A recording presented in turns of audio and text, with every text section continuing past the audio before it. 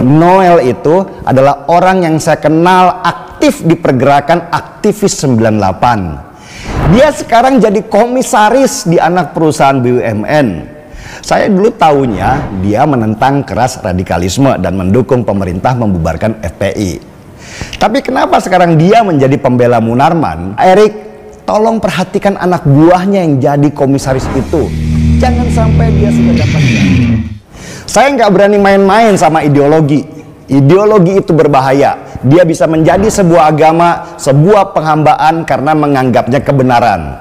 Jadi siapapun yang bermain-main dengan ideologi selain Pancasila, saya yang akan menentangnya di barisan paling depan. Dulu ketika ada film animasi anak-anak yang menggambarkan anak Indonesia berpakaian seperti Muslim di Timur Tengah, saya juga teriak keras karena anak Indonesia yang Muslim nggak seperti itu. Muslim di Indonesia adalah Muslim Melayu dan mereka nggak pakai gamis dalam kehidupan sehari-hari.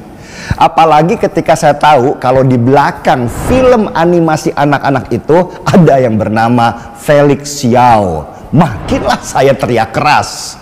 Lucunya, yang jadi produser filmnya adalah seorang sutradara yang beragama Kristen.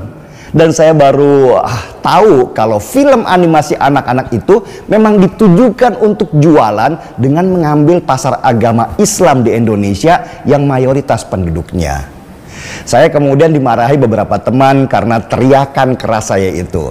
Saya nggak peduli, buat saya ideologi itu jangan pernah dibuat main-main. Jangan pernah toleran kepada mereka, apalagi kepada ideologi yang bertentangan dengan Pancasila. Bahaya. Sekali ideologi itu diberikan kesempatan besar, mereka kelak yang akan memakan negara.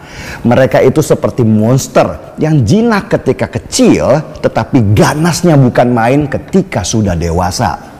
Saya sampai bilang ke teman saya itu, saya berteman baik dengan kamu. Tapi ketika kamu yang malah jadi alat supaya ideologi keras itu berkembang, saya yang akan menjadi musuh kamu. Dalam hal ini, saya keras. Gak pandang siapapun dia, apa jabatannya, berapa banyak uangnya, dan seberapa dekat hubungannya. Gak ada toleransi dalam menyikapi ideologi yang bertentangan dengan Pancasila ini.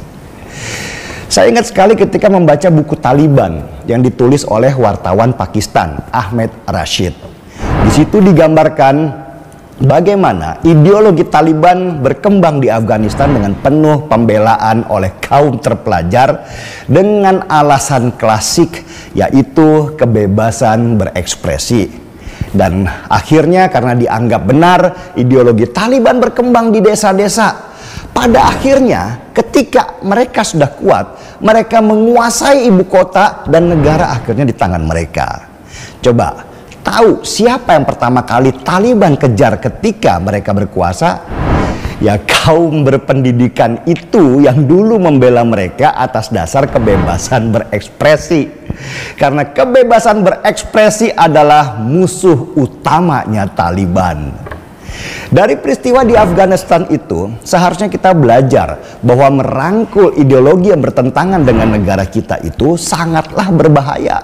Merekalah yang kelak akan memakan kita. Merekalah yang kelak akan menerkam kita dan menghancurkan negara kita.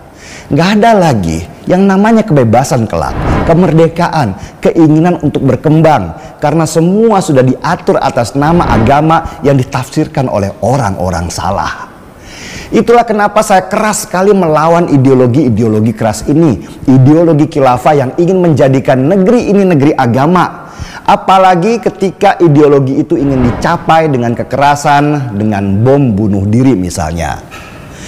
Dan ketika kemarin saya membaca berita, seorang teman bernama Immanuel Ebenezer, ketua relawan Jokowi mania, menjadi saksi yang meringankan Munarman hanya karena dia berteman dengan orang itu. Saya benar-benar marah besar. Immanuel Ebenezer atau biasa dipanggil Noel itu adalah orang yang saya kenal aktif di pergerakan aktivis 98. Dia sekarang jadi komisaris di anak perusahaan BUMN. Saya dulu tahunya dia menentang keras radikalisme dan mendukung pemerintah membubarkan FPI. Tapi kenapa sekarang dia menjadi pembela Munarman? Apa dia nggak tahu kalau Munarman lah orang yang paling jahat karena menjadi inspirator para teroris dengan membangun gerakan berbayat kepada organisasi teroris itu? Apa si Immanuel Ebenezer ini gak komunikasi dulu dengan Densus 88 bagaimana perilaku Munarman dari sepak terjangnya dalam melahirkan benih-benih terorisme di Indonesia yang sampai ke Filipina? Dan lucunya si Noel ini dalam pikiran sempitnya menganggap bahwa Munarman adalah orang yang kena fitnah sebagai teroris.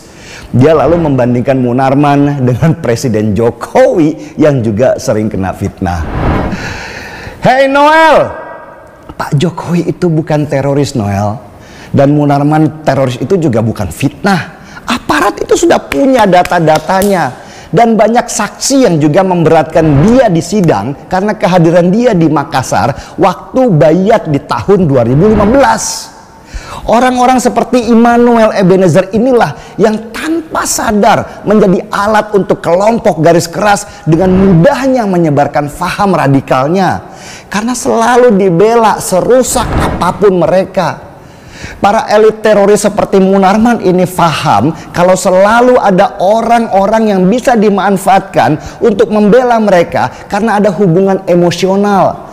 Sama seperti teman saya itu yang tanpa sadar sudah menjadi alat buat film animasi anak-anak propaganda Felix Xiao hanya karena mereka melihat sekedar potensi pasar. Buat saya nggak ada tempat buat para radikal dan teroris di negeri ini yang punya niat untuk mengubah ideologi negara. Negara ini terlalu indah untuk dihancurkan oleh mereka yang ingin menjadikan negara agama. Masa peristiwa Irak, peristiwa Suriah, peristiwa Libya, peristiwa Afghanistan gak bisa jadi pelajaran bagus untuk kita.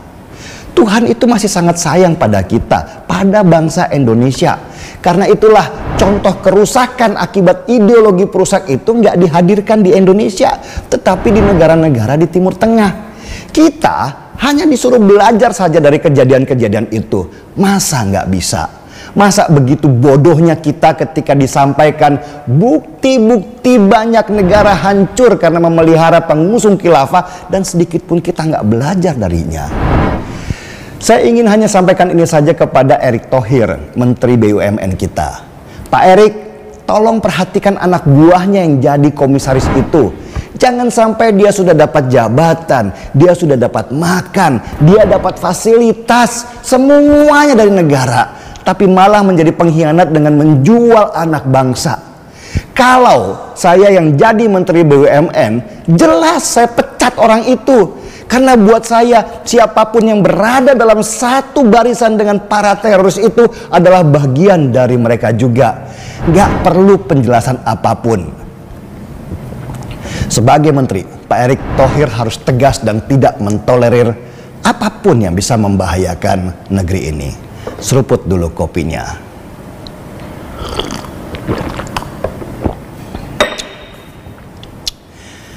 Gaspol.